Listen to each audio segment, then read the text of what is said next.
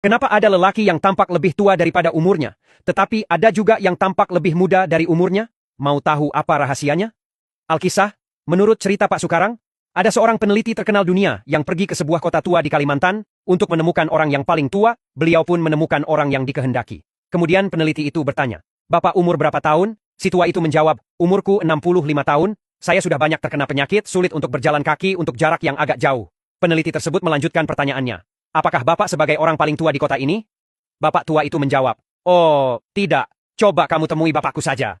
Peneliti itu pun menemui bapaknya si tua itu kemudian bertanya, "Umur Bapak berapa tahun?" Bapaknya si bapak tua itu menjawab, "Umurku 90 tahun. Sehari-hari saya hanya terbaring di tempat tidur.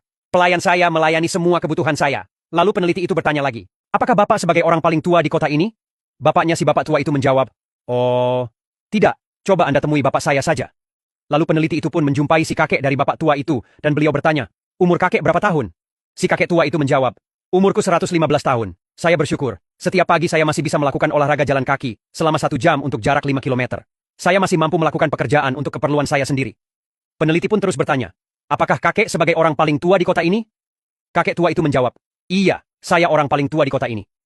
Dari hasil menemui 3 orang tua itu, anak, bapak, dan kakek, ada sesuatu yang mengagumkan. Akhirnya peneliti memberanikan diri bertanya pada si kakek tua itu, "Maaf kek, kenapa kakek tampak lebih muda dan gesit dari putra dan cucu kakek?" Kakek tua itu dengan tersenyum menjawab, "Cucuku itu terlalu sering dimarahi istrinya, anakku juga, and of nine said aku tidak pernah dimarahi oleh istriku." Dan akhirnya si peneliti mendapat kesimpulan hasil penelitiannya. Ternyata istri yang cerewet bisa mempercepat penuaan suami. Sebaliknya, istri yang lemah lembut itu bisa membuat awet muda dan memperpanjang usia suami. Jadi, sampaikan kepada para istri, jangan terlalu cerewet pada suami jika ingin suaminya awet muda dan sehat.